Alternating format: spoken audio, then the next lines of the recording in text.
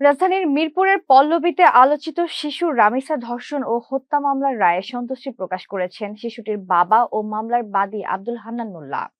রায় ঘোষণার পর তিনি আদালতের সিদ্ধান্তে সন্তুষ্ট প্রকাশ করে দ্রুত রায় কার্যকরের আশা ব্যক্ত করেন।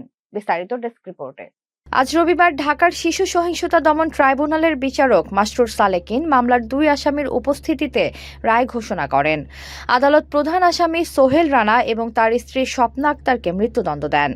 রায় ঘোষণার সঙ্গে সঙ্গে আদালত প্রাঙ্গণে আব্দুল হান্নান মোল্লাকে আনন্দ প্রকাশ করতে দেখা যায়। তিনি ভি চিহ্ন প্রদর্শনের মাধ্যমে নিজের সন্তুষ্টির বহিঃপ্রকাশ করেন। তাৎক্ষণিক প্রতিক্রিয়ায় তিনি বলেন, আদালতের এই রায়ে তিনি খুশি এবং তার দীর্ঘদিনের প্রত্যাশা পূরণ হয়েছে। তিনি আশা প্রকাশ করেন আইনগত প্রক্রিয়া শেষে দ্রুত সময়ের মধ্যেই এই রায় কার্যকর করা হবে।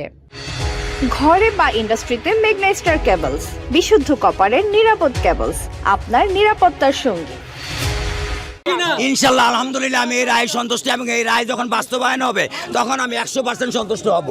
আব্দুল হান্নান মোল্লা বলেন, তার পরিবারের উপর নেমে আসা এই ভয়াবহ ঘটনার বিচার পাওয়ার জন্য তিনি দীর্ঘদিন অপেক্ষা করেছেন। আদালতের রায়ের মাধ্যমে তিনি ন্যায় বিচারের প্রতিফলন দেখতে পেয়েছেন বলে মন্তব্য করেন। তিনি বিচারিক প্রক্রিয়ার সঙ্গে সংশ্লিষ্ট সবাইকে ধন্যবাদ জানান, বিশেষ করে বিচারক, আইনশৃঙ্খলা বাহিনী, সাংবাদিক এবং সাধারণ মানুষের প্রতি কৃতজ্ঞতা প্রকাশ করেন, যারা কঠিন সময়ে তার পরিবারকে বিভিন্ন সহায়তা করেছেন। এই রায়ের ব্যাপারে মাননীয় প্রধানমন্ত্রী, মাননীয় বিচারপতি, মাননীয় যুব ক্রীড়া প্রতিমন্ত্রী এবং আমিনুল ইসলাম সাহেব এবং দ্বিতীয়ত হচ্ছে পুলিশ প্রশাসন এবং বাংলাদেশের জনগণ এবং সাংবাদিক, মিডিয়া যারা আমাকে সাহায্য করেছেন, আমার স্বরাষ্ট্রমন্ত্রী, অন্য যারা আছেন আইনমন্ত্রী, তারা সবাই আমাকে সাহায্য করেছেন। আমি আমার পরিবারের পক্ষ থেকে তাদেরকে কৃতজ্ঞতা প্রকাশ করছি। HPL uPVC pipe and fittings, শক্ত, মজবুত ও দীর্ঘস্থায়ী এক পাইপে জীবন পার।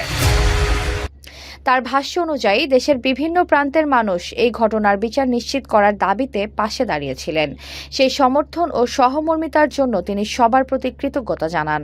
রামিসার বাবা আরও বলেন, তার পরিবারের জন্য এটি একটি গভীর শোকের ঘটনা হলেও আদালতের রায় তাদের কিছুটা স্বস্তি দিয়েছে।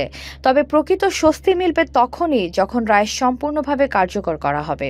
আমি চাই বাংলাদেশের প্রত্যেকটা রামিসার বিচার দ্রুত হোক এবং দ্রুত থেকে দ্রুত সময়ের ভিতরে সেই রায় কার্যকর হোক এবং বাংলাদেশে আর কোনো রামিসার এই ধরনের ঘটনা না ঘটুক।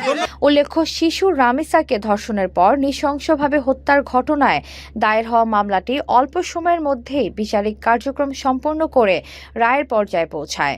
আদালত সাক্ষ্য প্রমাণ ও মামলার বিভিন্ন উপাদান পর্যালোচনা করে দুই আসামির বিরুদ্ধে মৃত্যুদণ্ডের রায় ঘোষণা করেন।